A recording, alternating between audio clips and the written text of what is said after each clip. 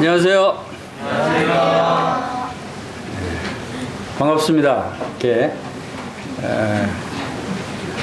여러분 멀리서도 이렇게 아침 일찍 출발하셔서 이렇게 함께 모여서 주님을 찬양하고 또 함께 교제할 수 있도록 인도하신 하나님께 감사를 드립니다. 지금 여러분은 예배를 드리고 있습니까? 이것이 오늘 학생연합 집회의 주제입니다. 예배를 드린다고 하는 것은 우리 그리스도인의 삶 중에서 가장 중요한 부분이다라고 생각이 됩니다. 오늘 첫 번째 시간은 예배 중에서 성만찬 예배에 대해서 말씀을 나누고, 두 번째 시간은 생활 속의 예배에 대해서 말씀을 나눌 예정입니다. 우리가 예배라고 하면 범위를 이렇게 넓게 생각할 경우에는 우리의 생활 전체가 예배의 삶이 되어야 된다 하는 것을 우리가 알 수 있고, 또 좁은 의미에서 우리가 주일날 모여서 주님의 몸된 교회에서 성도들과 함께 온 마음을 집중해서 예배 드리는 시간을 따로 정해서 드리는 그 예배, 그 시간을 특별히 성만찬 예배로 우리가 말을 하고 있습니다. 오늘 그 함께 나눌 말씀의 내용들을 살펴보면, 예배의 정의가 무엇인가, 예배가 무엇을 의미하는가에 대해서, 또 유월절의 의미는 무엇인가, 성만찬 예배의 가장 중요한 기초가 되는 의미가 유월절인데 그 유월절에서 살펴보고, 또 성만찬 예배 시간에 우리는 무엇을 묵상해야 되는가 하는 것을 살펴보겠습니다. 그리고 새 언약의 세 가지 약속은 무엇인가, 새 언약이 또 성만찬 예배의 중요한 부분인 것을 우리가 또 배우고, 그리고 하나님과 우리의 관계는 어떠한 것이 되는가, 그리고 제사장의 역할은 무엇인가, 이러한 부분에서 하나님의 말씀을 살펴보고, 또 우리가 하나님께 예배를 드린다고 하는 것은 하나님이 기뻐하시는 그 뜻 가운데 예배를 드리는 것이 합당하겠죠. 하나님이 원하시는 부분은 이것인데 우리는 우리의 생각대로 다른 방법으로 예배를 드린다고 하면 하나님이 기뻐하시지 않겠죠. 그래서 그런 부분들을 우리가 어디서 살펴볼 수 있는가 하면 우리 성경 말씀을 통해서 하나님이 기뻐하시는 진정한 예배는 어떤 예배인가 하는 것을 살펴보겠습니다. 자, 뒤에도 이 말씀이 잘 보이나요? 예, 보이면 한번 같이 읽어보겠습니다. 에베소서 1장 5절 6절 시작. 그 기쁘신 뜻대로 우리를 예정하사 예수 그리스도로 말미암아 자기의 아들들이 되게 하셨으니, 이는 그가 사랑하는 자 안에서 우리에게 거저 주시는 바 그의 은혜의 영광을 찬송하게 하려는 것이다. 우리가 에베소서 1장 5절 6절 말씀을 통해서 그리스도인들이, 성도들이 왜 존재하는가, 하나님께서 왜 우리를 구원하셔서 거듭나게 하셔서 하나님의 자녀로 삼아주셨는가에 대한 그 존재의 목적을 말씀하고 있다는 것을 볼 수 있죠. 예수 그리스도로 말미암아 하나님의 아들들이 되게 하셨다라고 말씀하시고, 그것은 그 목적, 이는 하는 것은 그 목적을 얘기하는 것이죠. 그것은 바로 우리에게 거저 주시는 바 은혜의 영광. 여러분, 구원을 어떻게 받으셨어요? 어떤 값을 주고 받으셨어요? 여기서 말씀하시는 대로 우리가 받은 구원은 거저 받은 것이에요. 이 거저 받은 구원을 은혜라고 하죠. 그래서 그 은혜의 영광을 어떻게 하라고요? 찬송하라고. 하나님께 찬송과 영광을 돌려드리게 하기 위해서 우리를 구원하셨다라고 하는 우리의 구원의 목적, 또 우리의 존재의 목적에 대해서 간략하게 말씀하고 있습니다. 고린도전서 6장 19절 한번 같이 읽어보겠습니다. 시작. 너희 몸은 너희가 하나님께로부터 받은 바 너희 가운데 계신 성령의 전인 줄 알지 못하느냐. 너희는 너희 자신의 것이 아니라 값으로 산 것이 되었으니 그런즉 너희 몸으로 하나님께 영광을 돌리라. 자, 이것은 바로 거듭난 구원받은 성도들의 존재가 얼마나 귀한 존재고 어떠한 위치에 있는가를 우리에게 잘 설명해 주고 있습니다. 우리를 뭐라고 표현합니까? 성령의 전. 성령의 전은 성전을 의미하는데 성전은 무엇을 의미합니까? 하나님이 임재해 계시는 그곳이 성전입니다. 하나님이 계시는 것이 성전인데 놀라운 것은 여러분이 구원받고 여러분이 예수님을 믿고 거듭난 성도라면 여러분이 성전이라는 거예요. 여러분이 하나님이 거하시는 전이라는 거예요. 이것이 우리의 놀라운 신분을 말씀하고 있는 것입니다. 이것을 우리가 깨달을 수 있어야 돼요. 자, 여기서부터 우리가 하나님께 예배를 드릴 수 있는 자인가 아닌가를 알 수 있는 것이고 우리가 하나님께 어떤 예배를 드려야 하는가를 알 수 있는 기초가 바로 여기서부터 출발해야 되는 것입니다. 우리는 하나님이 우리 안에 계신다. 성령님으로 우리 안에 하나님이 내 안에 들어와 계신다는 사실을 여러분들이 잊지 마시기 바랍니다. 여러분은 다른 구원받지 못한 다른 사람들하고 달라요. 여러분의 존재는 대단히 놀라운 존재예요. 한번 그런 것들을 생각하시기 바랍니다. 그래서 너희 몸을 하나님께 영광을 돌리라 라고 말씀하고 있어요. 우리의 몸을 의미하는 것은 우리의 몸과 마음과 우리의 모든 것을 의미하는 것이죠. 그것을 온전히 하나님께 영광을 돌리는 일에 사용할 것을 말씀하고 있죠. 자, 로마서 12장 1절 2절 한번 읽어보겠습니다. 시작.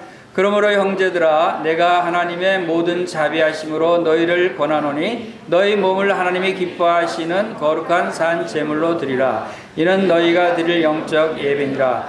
너희는 이 세대를 본받지 말고 오직 마음을 새롭게 함으로 변화를 받아 하나님의 선하시고 기뻐하시고 온전하신 뜻이 무엇인지 분별하도록 하라. 자, 여기서 로마서 12장 1절에서 분명하게 우리 구원받은 그리스도인들의 삶의 목적, 또 어떠한 삶을 살아야 되는가를 분명하게 말씀하고 있죠. 너희 몸을 하나님이 기뻐하시는 거룩한 산 제물로 드리라. 산 제사로 드리라. 하는 것은 구약의 제사와 제물과 또 제사장 이런 부분들을 우리가 신약교회에서 어떻게 우리가 적용해야 하는가를 잘 오늘 알 수 있는 시간이 되시길 바랍니다. 여러분이 산 제물로 드려진다는 것은 다시 말씀드려서 예배를 드리는 것을 의미하는 것입니다. 구약의 제사와 제물은 바로 예배를 의미하는 것입니다. 오늘날. 그래서 여러분들이 구약과 신약을 잘 연결해서 구약에서 나타나시는 그 의미를 오늘날 신약교회에서 우리가 어떻게 적용해야 될 것인가. 그래서 구약의 제사를 드리라는 것은 곧 우리가 예배를 드리라는 것을 의미하는 것입니다. 그래서 여러분들이 제사장이 된 것입니다. 그래서 이 세대를 본받지 말고 오직 마음을 새롭게 함으로 변화를 받으라. 우리는 이 세대에 살고 있는 다른 사람들과는 다른 존재라는 것이에요. 이 세상 사람들이 생각하고 추구하고 하는 이 모든 일들은 우리가 생각하고 추구하는 것과 가치관이 다릅니다. 가는 길이 다른 것입니다. 우리가 비록 이 세상에 살고 있지만 이 세상 것들을 배우고 있지만 그러나 우리의 영적인 삶은 다른 길을 가고 있는 것이에요. 가치관이 다른 것입니다. 이것을 분명히 여러분들이 아시기 바랍니다. 그래서 오늘은 성만찬 예배와 생활 속 예배를 살펴볼 텐데 예배 정의에 대해서 이렇게 정의를 내리신 분들이 있어요. 알프레드 깁스는 예배란 가치 있는 분께 가치를 돌려드리는 것이다. 정말 가치 있는 분께 그 가치를 돌려드리는 것이다. 그러고 오제이 깁스는 예배란 어떤 높은 대상에게 경의를 표하는 것을 의미한다. 예배는 그분의 어떠하심 혹은 그분의 모습을 인해 하나님께 영광을 돌리는 것이다. 아까 사회하는 형제님이 예배에 대해서 예의를 갖춰서 절하는 것이라는 예배라는 단어의 뜻을 얘기했습니다. 그렇죠.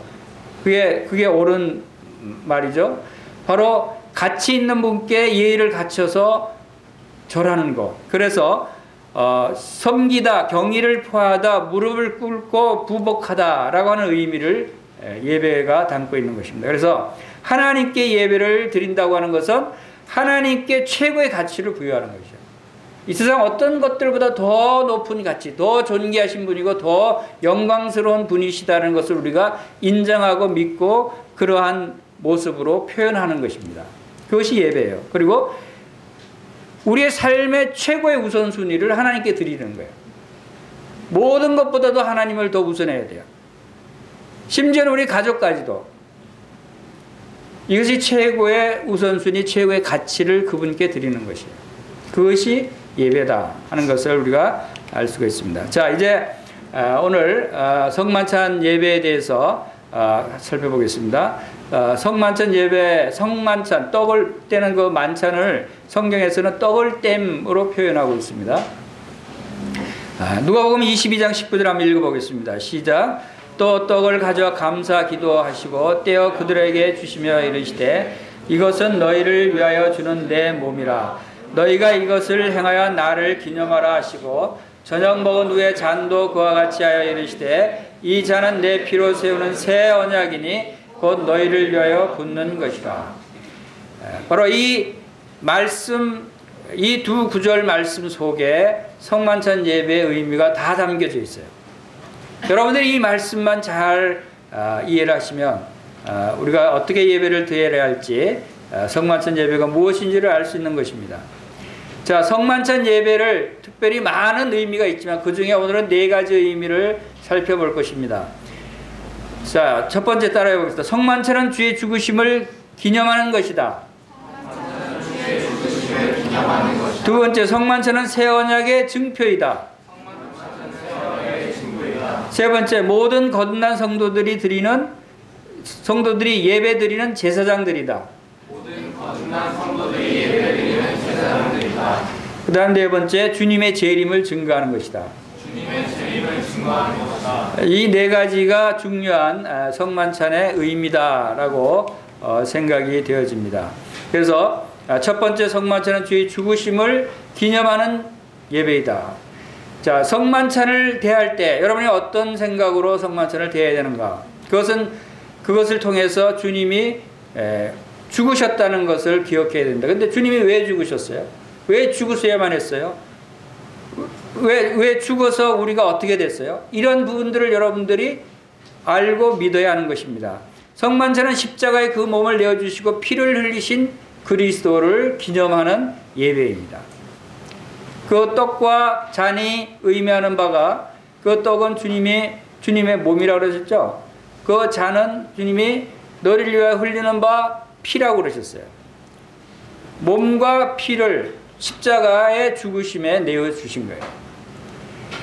그리고 그 왜 그렇게 하셨는가 하는 부분도 우리가 기념할 수 있어야 되죠. 성만찬은 하나님의 사랑과 예수 그리스도의 십자가의 죽으심을 묵상하며 하나님 감사와 찬양을 올려드리는 예배이다라고 우리가 얘기할 수 있습니다. 하나님의 사랑, 그로 인해서 예수 그리스도께서 십자가에서 죽으신 것을 우리가 기념하며 찬양하는 것입니다. 이 성만찬 예배를 통해서 우리는 성경의 모든 부분들을 다 살펴볼 수 있어요. 창세기부터 요한계시록까지의 모든 하나님의 경륜이 바로 이 성만찬에 함축되어 있다라고 볼 수가 있어요. 그래서 여러분이 성만찬 예배를 드릴 때마다 가볍게 생각하시면 안 돼요. 그것이 나타내는 바는 성경의 모든 내용들을 담고 있어요. 첫 번째, 성만찬은 유월절 만찬이라고도 합니다. 주님께서 성만찬을 제정하실 때 유월절 만찬에서 제정을 하셨듯이 유월절 만찬이라는 것이 바로 이스라엘 백성이 출애굽할 때 이제 10가지 재앙 중에 마지막 재앙인 가축과 모든 사람의 장자, 첫 번째 난 것들 다 죽이겠다고 하신 하나님의 그 재앙을 이스라엘 백성들에게는 피하게 하셨어요. 이스라엘 백성들에는 그 죽음이 임하지 않게 하시는 방법으로 바로 어린 양의 피를 문설주와 임방에 바른 그 집은 내가 죽음을 임하게 하지 않고 넘어가겠다 하는 것이 유월절이에요. 그래서 고린도서 5장 6절에도 우리의 유월절 양 곧 그리스도께서 희생이 되셨느니라. 예수 그리스도의 죽음은 바로 이 유월절 어린 양의 죽음의 의미예요. 즉 어린 양이 죽음으로써 그 피로 이렇게 문설주와 임방에 발랐어요. 그래서 이 피를 바른 이스라엘 백성의 집은 그날 밤에 죽음이 없었어요. 그런데 피를 바르지 않은 애굽의 모든 사람들의 집은 다 죽음이 임했어요. 그래서 패스오버, 유월절, 넘어가다라고 하는 의미고, 이미 심판이 집행된 곳이므로 죽음의 사자가 넘어갔다.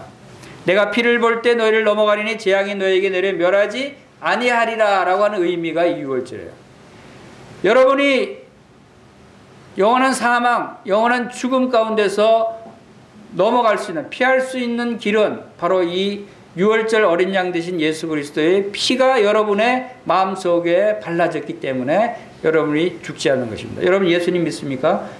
여러분 절대 죽지 않습니다. 여러분이 육신은 죽을지라도 영혼은 영원히 죽지 않는 것입니다. 육신의 죽음은 죽음으로 보지 않아요. 그래서 성경에는 육신의 죽음을 잠자는 것으로 표현합니다. 왜? 우리 육신은 우리 자신이 아니기 때문에. 여러분 자신이, 여러분 몸뚱아리가 여러분 자신이 아니죠? 몸뚱아리라고 그래서 죄송합니다. 쉽게 이해하기 위해서.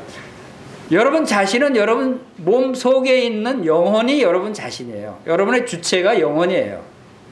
팔이 하나 없다고 내가 없는 게 아니잖아요. 두 다리가 다 잘라진다고 해서 내 존재가 없어지는 게 아니죠. 내 몸이 다 잘라진다고 해서 내 존재가 없어지는 것이 아니죠. 내 영혼이 나라는 존재예요. 그래서 주님은 이 영혼을 구원하신 거예요. 우리 믿음의 결국은 곧 영혼의 구원을 받는 것이라고 말씀을 하셨습니다. 자, 이렇게 네 집이 다 피를 발랐어요. 어느 집이 구원을 받았겠어요? 어떤 집은 피를 다 발라놓고 그 집안에 이제 피를 발랐으니까 죽음이 넘어갈 거야, 평안하다. 또 어떤 집은 뭐 기뻐하고 그러겠죠. 근데 어떤 집은 야, 이거 그래도 이렇게 죽음이 오면 어떡하지 하고 두려워합니다. 또 어떤 집은 야, 이거 겁나서 막 슬퍼하고 있어요. 자, 이 네 집 중에 어떤 집이 구원을 받았겠어요? 아이고, 싸네요. 모든 집이 다 구원받았어요. 왜? 두려워하는데도 구원받았어요? 슬퍼하는데도 구원받았어요? 왜 그러죠? 구원의 조건은 뭐죠? 표적이 될지라 내가 그 피를 볼 때 넘어가리라 그랬어요.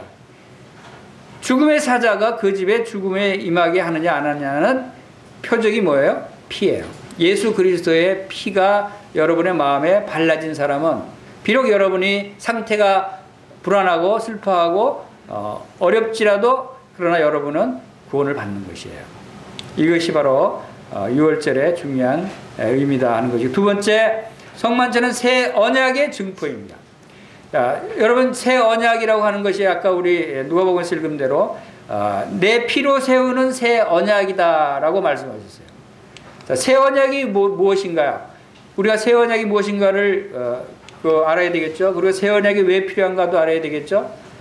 옛 언약이 있으면 새 언약이 있어요. 구약의 이스라엘 백성들에게 주신 언약은 옛 언약이었어요. 그러나 이스라엘 백성들이 그 언약을 지키겠다고 약속을 했는데도 불구하고 지키지 못함으로 인해서 그들이 실패한 것입니다.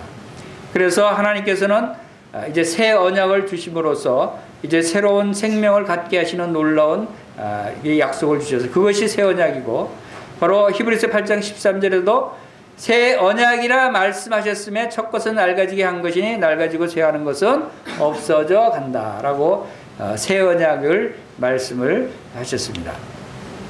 자, 새 언약에 그 세 가지 중요한 약속이 있는데, 그 첫 번째 약속은 내면성, 우리 속에 관련된 것입니다. 히브리서 8장 10절 한번 읽어보겠습니다. 시작.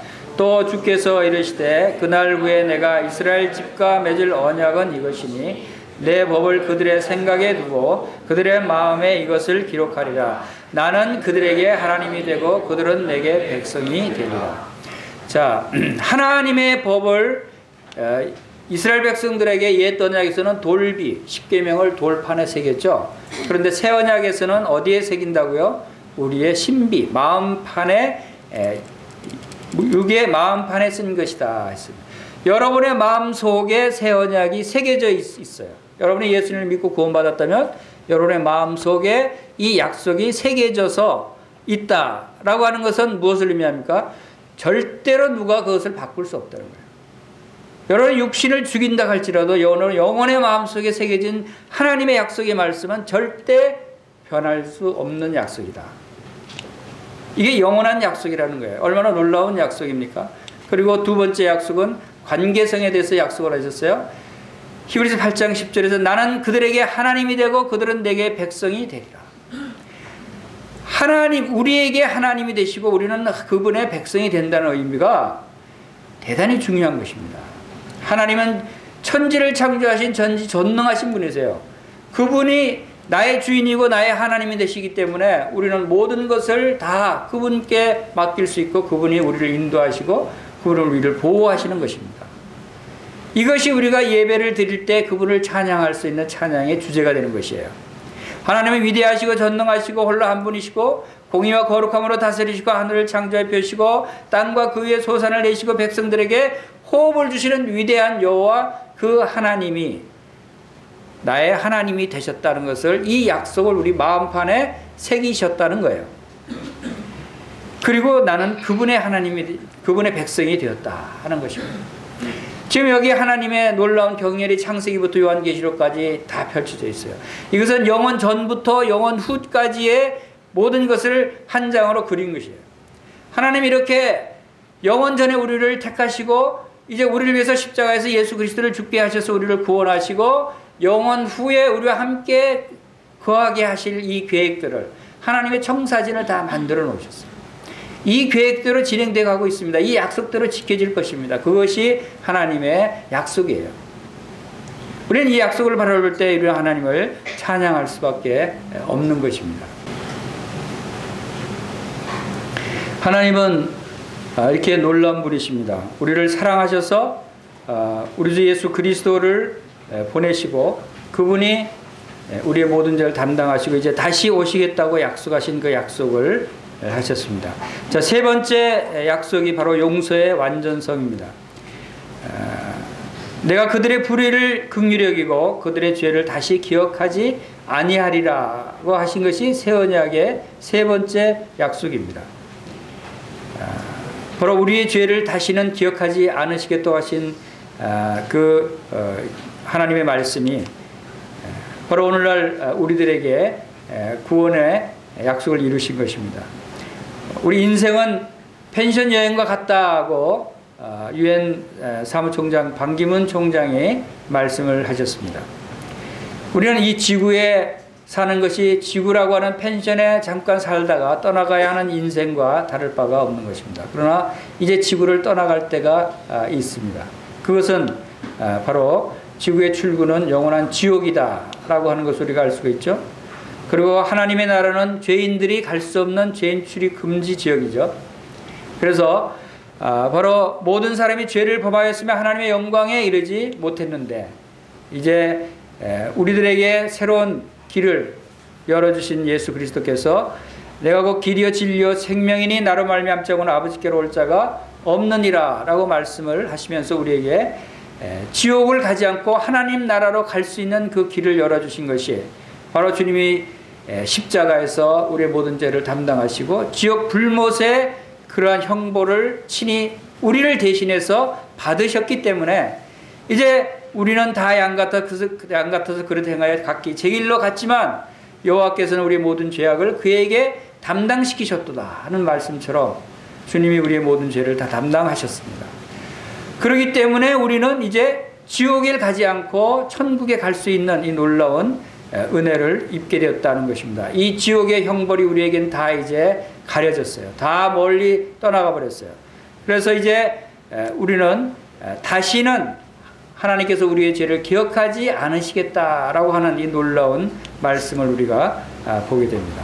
이 새 언약이 바로 이 세 가지 우리 하나님의 법을 우리의 마음속에 기록하시고 또 하나님이 우리의 하나님이 되고 우리는 그분의 백성이 되었다는 것과 다시는 우리의 죄를 기억하지 않겠다고 하시는 것이 바로 이 새 언약입니다.